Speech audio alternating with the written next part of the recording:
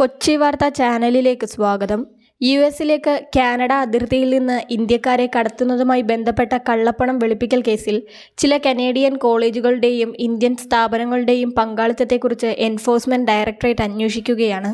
ഗുജറാത്തിൽ നിന്നുള്ള 4 അംഗ ഇന്ത്യൻ കുടുംബത്തിന്റെ മരണവുമായി ബന്ധപ്പെട്ടാണ് അന്വേഷണം. 2022 ജനുവരി 19 കാനഡ US അതിർത്തിയിൽ അനധികൃതമായി കടക്കാൻ ശ്രമിക്കുന്നതിനിടെ 4 പേരും കൊടും തണുപ്പിനെ തുടർന്ന് മരിച്ചു. വിഷയത്തിൽ മുഖ്യപ്രതിയായി ഉയർന്നുവന്ന ഭവേഷ് അശോക് ഭായ് പട്ടേലിനും മറ്റു ചിലർക്കുമെതിരെ അഹമ്മദാബാദ് പോലീസ് രജിസ്റ്റർ ചെയ്ത FIRലാണ് കള്ളപ്പണമിടപാട് സംബന്ധിച്ചുള്ള പരാതിയുള്ളത്.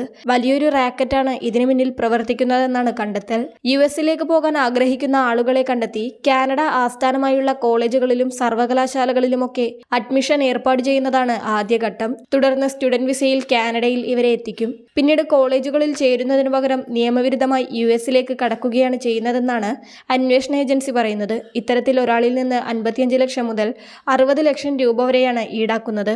ഡിസംബർ 10-19 തീയതികളിലായി മുംബൈ, നാഗ്പൂർ, ഗാന്ധിനഗർ, വഡോദര എന്നിവിടങ്ങളിലെ 8 സ്ഥലങ്ങളിൽ ഈ കേസുമായി ബന്ധപ്പെട്ട് റെയ്ഡ് നടത്തിയതായും ED അറിയിച്ചിട്ടുണ്ട്. മുംബൈയിലും നാഗ്പൂരിലും നടത്തിയ റെയ്ഡിൽ കമ്മീഷൻ അടിസ്ഥാനത്തിൽ വിദേശ രാജ്യങ്ങളിലെ സർവകലാശാലകളിൽ ഇന്ത്യക്കാരെ പ്രവേശിപ്പിക്കുന്നതിന് കരാർ ഉണ്ടാക്കിയതായി ED കണ്ടെത്തിയിട്ടുണ്ട്.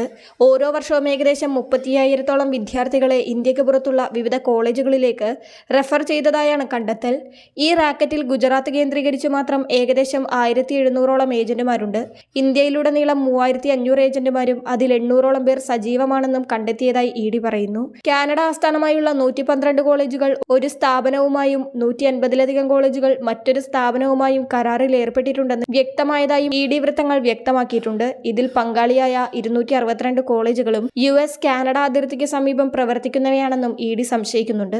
ഇത് സംബന്ധിച്ച് കൂടുതൽ അന്വേഷണം നടത്തിവരികയാണെന്നും ഏജൻസി വ്യക്തമാക്കുന്നു. കൂടുതൽ വാർത്താ അറിയിപ്പുകൾക്കായി കൊച്ചി വാർത്താ ചാനൽ സബ്സ്ക്രൈബ് ചെയ്യുക.